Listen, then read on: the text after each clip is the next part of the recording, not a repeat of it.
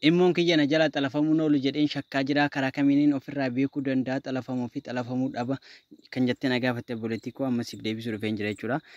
Immoo keessa galla jechuudha. Immoo keessa galla.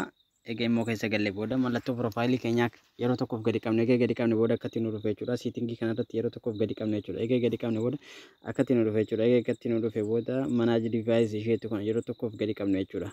Egaa gadi qabne booda akkatti nu dhufe jechuudha. Egaa akkatti nu dhufe booda amma immoon kiyya xalafamee hin jiru jechuudha. Silaa xalafamee jiraate as jalatti naa tarreessee jechuudha. Immoo kana bilbiluma kana qofaan itti fayyadamaa jira jechuudha. E30 kan jedhu kana jechuudha. Kanumaafuu karaa kanaan ofirraa beekuu dandeessu obboleettii koo jechuudha. Yoo bilbilli keetiin malee as jalatti yoo akkatti si tarraa'ee kan si dhufu yoo ta'e jechuudha. Akkuma amma argitu kana onlaayinii irra yoo kan jiru yoo ta'e bilbilli kee xalafamee jira. Ofirraa sirreessuu dandeessa jechuudha. Ofirraa dileetii godhuu dandeessa yookaan immoo san akkaataatti banachuu qabda jechuudha. Dileetii gootee jechuudha. Karaa kanaan ofirraa cufuu dandeessa jedhee sitti hima jechuudha obboleettii koo. Karuma kanaan siitingiilee immoodhaa tokko tokko isinitti agarsiisa jechuudha. Siitingii keessa gallaa karuma kanaan siitingii keessa eegee gallee booda jechuudha. Egaa siitingii keessa gallee akkaawuntii enda seekuriitii isheetti kana yeroo tokkoof gadi qabna jechuudha. Isa tokkoffaa kanarratti jechuudha. Paaswoordii luka isheetti kanarratti jechuudha. Namni kamiyyuu immoo keessan keessa galee yoo wanta isin namaa barreessitan yookaan wanta isin namaaf ergitan hundumayyuu akka namni biraa isin jalaa galee ilaaluu hin barbaanne yoo barbaanne jechuudha. Isa tokkoffaa kanarratti yeroo tokkoof gadi qabdan egaa gadi qabdan jechuudha. Asirratti paaswoordii itti galfattanii jechuudha. Inni eebil isheetti kanarratti yeroo tokko itti gadi qabdanii paaswoordii itti galfattanii kana booda eenyumayyuu immoo keessan keessa galee hayyama keessaniin alatti ilaaluu hin danda'u jechuudha. Karaa kanaan ofirraa cufuu dandeessan jechuudha.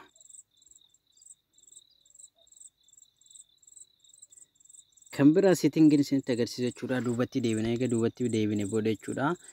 Kan isinitti agarsiisu jechuudha. Yeroo isin viidiyoo koolii haasoftan yookaan karaa immootiin haasoftan jechuudha. Namni iskiriinshuutii isin hin goone yookaan akka riikardii isin hin goone ofirraa cufuudhaaf jechuudha. Karaa kanaan ofirraa cufuu dandeessan jechuudha. Seekuriitii inda piraayivesii isheetti kana yeroo tokkoof gadi qabna jechuudha. Egaa gadi qabne booda jechuudha. Chaatii inda kool piraayivesii isheetti kana ishii tokkoffaa kanarratti jechuudha. Yeroo tokkoof gadi qabna jechuudha. Egaa gadi qabne booda jechuudha. Asirratti jechuudha block screenshot for call isheetti kana yeroo tokkoof gadi qabne jechuudha. Egaa gadi qabne booda jechuudha. Akkatti ofirraa cufuu dandeessan jechuudha. Kiyya cufaa jira amma fakkeenyaaf jechuudha. Akkatti yoo banaa ta'ee jiraate jechuudha ofirraa cufuu dandeessan jechuudha. Karuma kanaan namni kamiyyuu yeroo isin viidiyoo koolii yeroo haasoftan yookaan wanta adda addaa yeroo haasoftan screenshot isin hin godhu yookaan riikardii isin godhuu hin danda'u jechuudha. Karaa kanaan ofirraa cufuu dandeessan jechuudha. Ammas duubatti deebine jechuudha. Siitingii bilbileerra karuma kanaan isinitti agarsiisa jechuudha. Karuma kanaan ammallee egaa duubatti deebine booda jechuudha.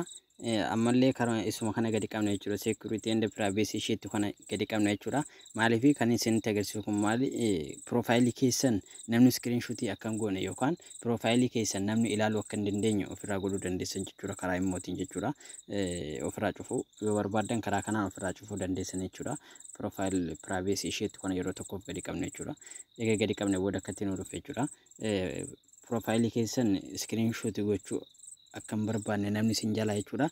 Yoo ofirraa cufuu barbaadan karaa kanaan ofirraa cufuu dandeessan jechuudha. Block screenshot for profile isheetti kana jechuudha. Yeroo tokkoof gadi qabna jechuudha. Egaa gadi qabne booda jechuudha. Kiyyammaa cufaa jira jechuudha. Yoo akkatti banaa ta'e jechuudha keessan ofirraa cufuu qabdanii jechuudha. Kanuma kanaan piroofaayilii keessan namni iskiriinshuut gochuu hin danda'u jechuudha. Kanuma kanaan yoo ofirraa cufuu barbaadan ofirraa cufuu dandeessan jechuudha.